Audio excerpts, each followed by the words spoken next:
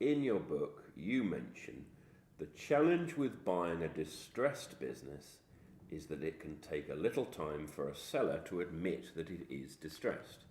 They will insist it's a wonderful business. Why is it important that the seller admits that his or her business is distressed if the business assessment the buyer would undertake during the due diligence stage would show this through numbers and facts that the business is distressed? Would the seller's admission strengthen the buyer's negotiating position, for example? Well, the quick answer is yes.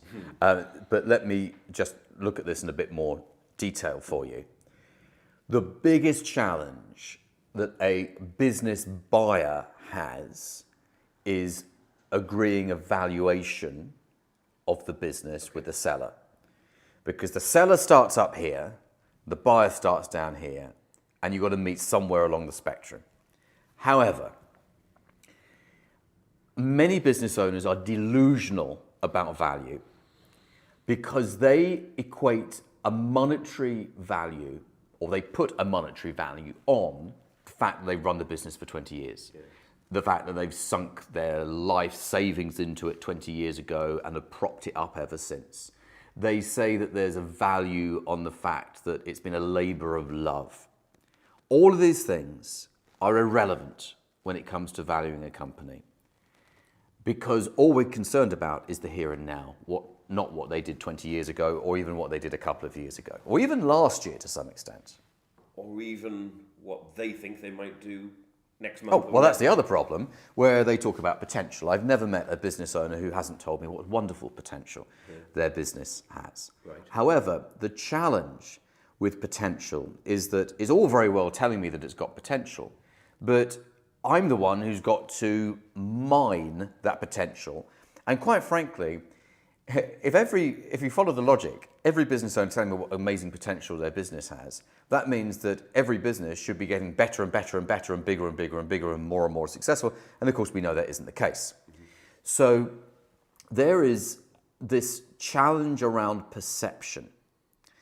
Now, I'm quite active on LinkedIn.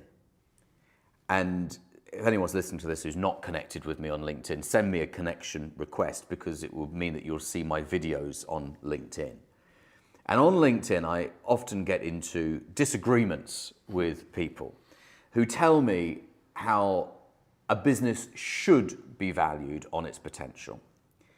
And my answer is, the people who focus on the potential and talk about the potential of their business are usually the people who have a business that isn't doing very well. And they don't like me saying that. Yeah. But it's the truth. So the challenge is, we have to value the business on the here and now, not what happened in the past and all the effort that's gone into it and the fact that this business has sort of been your baby for 20 years.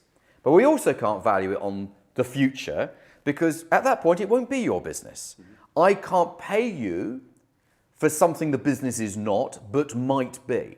That doesn't make sense. Mm-hmm. Now, what people say to me on LinkedIn is, Jonathan, you must be buying the business for a reason. You must see potential. Yes, I do see potential, but I can't pay you for the potential that I see that my team are going to maximize. Yeah. I can only pay you for what it is right now. And if what it is right now is of modest value, that is the value. It can't be valued on the future. There is one caveat. And there's one solution to this problem that bridges the gap. We can bridge the gap using an earn-out structure. Now, an earn-out structure is where part of the payment, and sometimes a considerable part of the payment, is linked to the future performance of the business. So if the business does win all those contracts that are just around the corner, then you get paid more. But if they don't win all those contracts, if all this potential was just hot air, then you don't get paid for the hot air. Sure. So really the seller puts their money where their mouth is and says, actually, I do truly believe that that big NHS contract for 100 million will happen. Great. If it does happen, and that's been the result of all you going to these meetings for the last 2 years and all those proposals and tenders, in which case we can pay you whatever sum is agreed based upon that happening. However, if it doesn't happen, you don't get paid. Now, if you truly believe it's going to happen, you're quite happy to agree to that. If you now get all edgy and say, well, I don't like that idea, I want to be paid now for it, I'm suspicious now. Right. So going back to the question which raised that, but was looking kind of specifically at distressed businesses. The question, let me read it.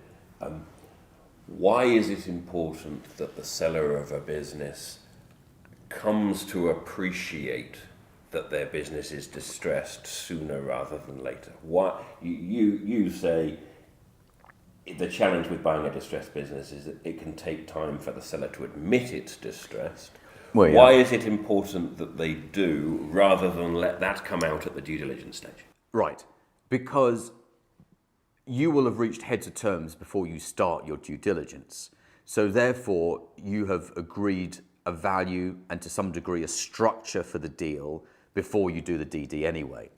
So we want to, we're looking at one at the moment, and my due diligence guy went over there this week, and he's come back and said he's never seen such a badly run business. Now, to be fair, that wasn't evident up to that point. Right.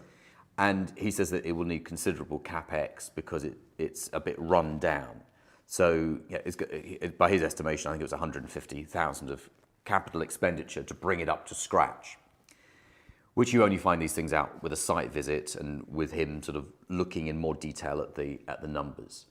Now, I know that those owners are, the thing is, when you tell someone that a business is distressed, it can be quite insulting. They take it very personally. So my way of approaching this is to tell them that the business is wonderful, but there are clearly some financial issues. And usually most SME business owners don't really understand their own finances. Right. So we can blame the finances, but the customers are very happy, the staff are very happy, the suppliers are very happy. Everyone's very, very happy. You've done a great job. It's all very happy, but we've got some problems with the numbers. So I deflect away from anything that might insult them, because that's not going to be helpful to the relationship. Yeah. And focus on the numbers. We've got a few little problems here, and I can see why it's happened. The pricing or the VAT was paid late, and it created a knock-on effect.